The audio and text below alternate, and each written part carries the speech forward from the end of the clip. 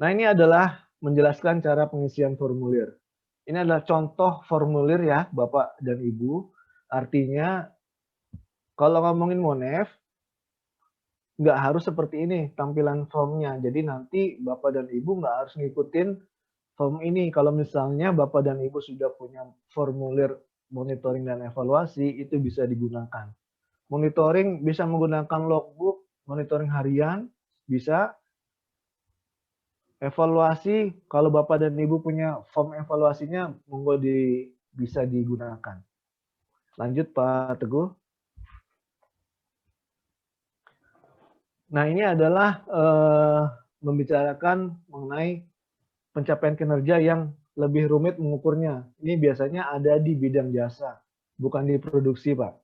Kenapa? Itu biasanya adalah keterkaitan dengan kepuasan dari jasa atau layanan yang diberikan kepada customer. Itu bisa menggunakan bukti langsung, biasanya terhadap fasilitas fisik, perlengkapan, sarana, komunikasi, biasanya maintenance building seperti itu. Kemudian keandalan, ini adalah kemampuan memberikan pelayanan yang dijanjikan dengan segera. Artinya responsibility-nya bagaimana cepat, kemudian hasil kerjanya bagaimana memuaskan atau tidak. Kemudian yang ketiga, daya tanggap. Ini untuk membantu kebutuhan pada pelanggannya. Yang keempat, jaminan, mencakup pengetahuan, keterampilan, kesopanan, dan dipercaya. Dan yang kelima, empati. Nah, ini semua adalah pencapaian kinerja yang biasanya bukan di produksi nih. Biasanya misalnya di hotel, customer service, dan lain-lainnya. Ini adalah jasa, Pak. Nah, kemudian ada juga penilaian yang diproduksi dan penjualan. Nah, ini lebih mudah karena terukur dan lebih dapat bisa kita lihat secara visual karena ini keterkaitan dengan kuantitatif jumlah dan kualitatif kualitas. Monggo lanjut Pak Teguh. Nah, kemudian Eka yang berikutnya di sini ngomongin masalah melakukan analisa kesenjangan. Pada saat melakukan analisa kesenjangan, tentu kita harus yang pertama menyiapkan datanya. Tadi sudah ada formnya. Sebelumnya kita sudah menyiapkan form, lalu kita setelah formnya diisi, data-data itu kita siapkan. Data kinerja, data produksi, data kualitas itu kita siapkan. Nah, kemudian kita bandingkan dengan indikator kinerja, indikator yang kita inginkan. Nah, kemudian apabila ada gap, ada kesenjangan, nah ini yang akan kita analisa terhadap pencapaian kinerja dari si orang tersebut ataupun unit proses ataupun dari suatu proses pelatihan. Lanjut Pak Teguh. Nah, kemudian lalu setelah ketemu gapnya lalu kita paparkan hasil analisanya kepada pemangku pejabat ataupun kepada pimpinan unit kerjanya. Lanjut, Pak. Nah, ngomongin masalah tadi kesenjangan, gap itu sebenarnya apa sih? Gap itu kan sebenarnya celah ataupun kesenjangan. Nah, kesenjangan apa? Kesenjangan antara bisa jadi kalau ngomongin di sini adalah kompetensi saat ini dibandingkan dengan kompetensi yang diharapkan. Bisa jadi indikator kinerja saat ini dibandingkan dengan indikator kinerja yang diharapkan.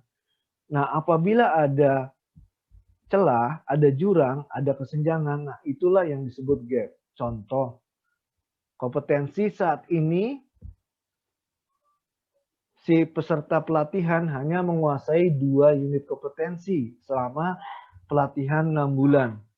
Tapi sebenarnya kita mengharapkan ataupun idealnya dalam 6 bulan itu si peserta pemagang atau pelatihan itu dapat menguasai 3 unit kompetensi. Artinya apa? Artinya ada gap -1 nih. Si peserta pelatihan, si peserta pemagangan ini dia -1 terhadap kompetensi yang diharapkan. Nah, lalu apa yang dilakukan dengan gap tersebut? Yang dilakukan adalah ada 2, Pak. Apakah perlu pelatihan? Untuk kondisi yang tadi, yes, dia perlu pelatihan. Atau tidak perlu pelatihan. Nah, yang perlu pelatihan ini kita kategorikan adalah training. Nah, kalau tidak membutuhkan pelatihan, itu bisa jadi perlu kita mentoring, ataupun perlu kita konseling, ataupun perlu kita coaching. Nah, itu adalah alternatif umpan balik yang diharapkan pada saat menemukan kesenjangan, pada saat melakukan analisa kesenjangan.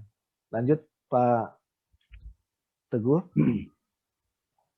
Nah, ini adalah alternatif pada saat menyusun umpan balik setelah menemukan gap ataupun kesenjangan. Ada training adalah proses transfer skill, kemampuan kepada peserta training yang biasanya berfokus kepada praktek. Training itu biasanya berfokus kepada praktek. Nah, si trainernya itu bisa membuat aktivitas kompleks perpaduan antara berpikir, memahami, kemudian menganalisa. Kata kuncinya adalah penguasaan skill. Kata kuncinya adalah si peserta pelatihan itu menguasai skillnya. Tadi ada 3 kompetensi. Nah, kata kuncinya adalah si peserta pelatihan itu bisa menguasai skill atau kompetensi yang tersebut di atas. Nah, kalau coaching adalah proses membantu si coachee atau peserta pelatihan untuk mencapai tujuan yang diharapkan. Bagaimana caranya? Bagaimana caranya adalah si coach itu memastikan si peserta pelatihan menjalankan pekerjaannya sesuai SOP ataupun prosedur-prosedur yang ditentukan. Sifatnya coach, pelatih. Seperti pelatih di olahraga. Kata kuncinya adalah mencapai goal. Kata kuncinya adalah mencapai target. Si coach itu, si pelatih membantu si peserta untuk berpikir, kemudian mencari poin-poin apa yang bisa didapat, poin-poin apa yang bisa diperbaiki, sehingga proses bekerjanya, proses berlatihnya menjadi lebih enjoy, lebih mudah, lebih cepat dipahami, dan lebih lebih cepat untuk dikuasai. Kemudian konseling itu apa? Konseling itu intinya adalah mengubah sikap atau perilaku. Jadi biasanya ini terjadi kepada kalau karyawan yang sudah lama, yang sudah 10 tahun, 20 tahun bekerja. Jadi sebenarnya mereka mengerti kompetensi. Udah 10 tahun kok, pasti mereka mengerti kompetensi. Cuma karena sesuatu hal di luar eksternal sehingga sikap atau perilakunya berubah. Nah, konseling adalah berfokus kepada mengubah sikap ataupun perilaku. Bagaimana caranya kita sebagai konselor ataupun koordinator itu bisa melihat, menganalisa sikap atau perilaku dari si peserta pelatihan ini yang berubah. Nah, kita fokus kepada mendengarkan. Kita mendengarkan apa yang dikeluhkan oleh si peserta pelatihan atau karyawan, apa yang dirasakan kesulitan, mungkin bisa jadi bukan problem di pekerjaan, bisa jadi rata-rata malah problemnya di rumah ataupun di keuangan malah kadang-kadang. Kemudian yang terakhir mentoring, Pak. Yang konseling tadi fokusnya adalah kita mendengarkan. Jadi kita mendengarkan apa kesulitan ataupun problem terhadap si peserta pelatihan. Kemudian yang terakhir, mentoring. Mentoring sebenarnya proses berbagi pengalaman. Artinya kita sebagai senior, kita sebagai koordinator punya pengalaman banyak. Kita sudah 10 tahun, mungkin 20 tahun bekerja. Kita punya pengalaman, punya experience terhadap pekerjaan kita.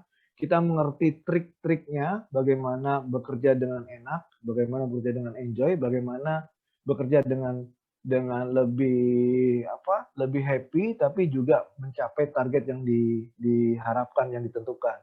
Nah, ini adalah mentoring adalah proses berbagi pengalaman. Itu adalah mentoring. Nah, fokusnya adalah pengembangan diri dan karir dari si karyawan ataupun peserta pelatihan dalam hal ini. Jadi tidak harus ada tujuan khusus. Tapi kadang-kadang lebih kepada interaksi internal personal kita terhadap si peserta pelatihan. Oke, lanjut Pak